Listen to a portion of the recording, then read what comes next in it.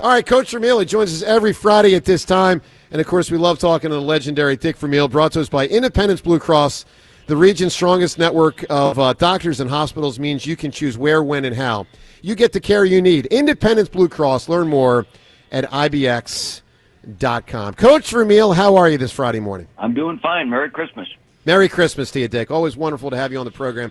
So, Dick, a lot of conversation today about Jalen, who last week was in the crosshairs of everybody, basically. Played very well against the Raiders.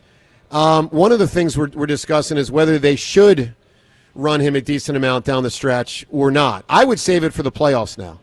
Jason Kelsey said to us yesterday he thinks you got to sort of do it to know how to do it. That's paraphrasing, but his idea is let's lean on what you want to get best at for January.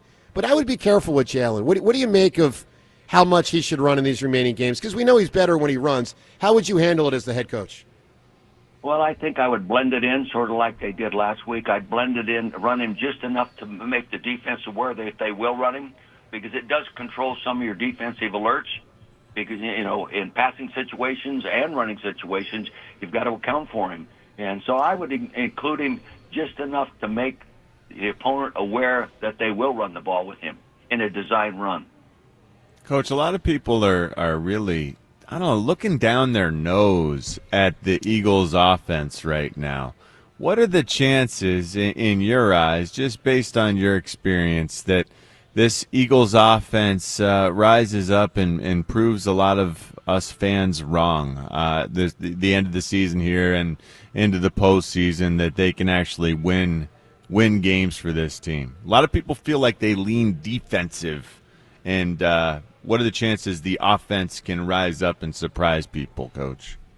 Well, first off, we all know the defense is the better half of the football team right now, but that doesn't mean the offense won't continue to improve. I think, and I can't prove this, but a game like last week, when you really play well offensively and every player on the team gets to see the plays that they call executed well and finished properly and see the full execution of the play, where against a stronger defense, many times the play is nullified before it even gets started, so the player never visualizes. You come out of the game like last week, they saw a lot of their offense executed beautifully because the defense was not very good. But I think sometimes there's a carryover to next week because they visualize that, they see it, and they expect it the next week to plays to finish as positively as they did last week. I think it's a good picture. And I do believe we have room for improvement. I think the offensive line is continue to get healthier and will improve. And I think the right tackle that we talk about all the time, Johnson, who's playing as a backup, you know, and I haven't studied him like I would as a coach, but I think he's played pretty well.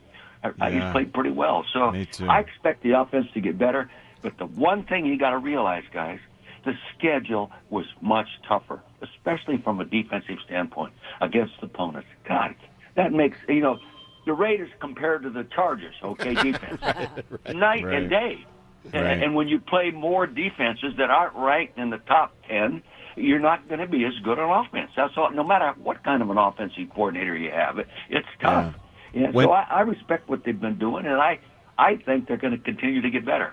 You know, 47 rushes against that Raiders defense. Jason Kelsey, I thought what Jason Kelsey said to us was really interesting, that practices, that games give more practice than practice at running the football for this offensive line, especially. And so you run it 47 times in a game where you're getting more practice at running it than you are in practice. You know, this time of year, you'd think we probably got a lot better last week. No question. Wouldn't you? Oh, yeah. I really believe that. First off, I believe everything Kelsey says, okay? Whatever he says, I believe, okay? But he's right, because the practices today aren't like they used to be. Even my last years in coaching, we'd run 16 to 18 run plays Wednesday and Thursday, 9-on-7, hot tempo. Not full tackling, but hot tempo. Yeah. So, but today you don't do that as often. You don't have the time, and it's safer that you don't, okay? But I think what he's saying is true. Yeah, I really do. Yeah. Our defense, though, what's amazing to me, I just finished studying it. You know, our defense actually, in terms of Yards per touchdown, they're better than they were last year. Plays per touchdown, they're better than they were last year. Points per 100 yards, they were better than they were last year. So does that mean that this defense is going to be better? Against the stronger schedule, that's the point. Does this mean that's amazing? Yeah. This defense is better than last year's? Yeah, in the way I evaluate them. I evaluated defense based on efficiency. How many points do they give up for every 100 yards the opponent moves the ball? How many plays does it take them to score on the average? How many yards does it take them to move the ball to score? We're better in all three of those categories right now. That's hats off to Vic and his staff and the defensive players. Yeah, that's impressive. The only thing we don't do as well on defense right now is rush the passer like we did last year. But our pass defense is exceptionally good. Really. Well, we think, Dick, Quignon and Cooper DeJean have been the two best Eagles this year. Oh, no question. Yeah. They're so impressive. And when I'm watching them from home, I say to myself, run that over again. I want to see that again. The plays that they make, They're amazing. Yeah. So, Dick, your teams were generally very good, and obviously you led them there, and that's part of why you're a Pro Football Hall of Famer. But, one of the things the Eagles have going for them down the stretch here is two of these three games are against a bad team, Washington, who's been out of it for a long time. And, okay, so you've dealt with this a few times. You had some Rams teams in the beginning that weren't good. You've dealt with it, and you've faced teams that were out of it in late December. How tough is it for those squads that stink and have been out of it for a month to rally in late December and care as much as they normally would care in a pro football game? Well, I think that depends on the leadership. Commanders already proved they have good leadership for how well they played last year under a new coaching staff. And what happens to teams like that, because I've been in that situation, okay? I've coached losing teams at the end of the year before, too many of them, in fact, that you use the motivation of getting better, and we have an opportunity to prove we've improved since the start of the season in playing a playoff caliber team now, and we could possibly upset them, and plus, guys, remember, first off, they're getting paid. Same amount of money for that game as the first game of the season. And also, they're playing for their career.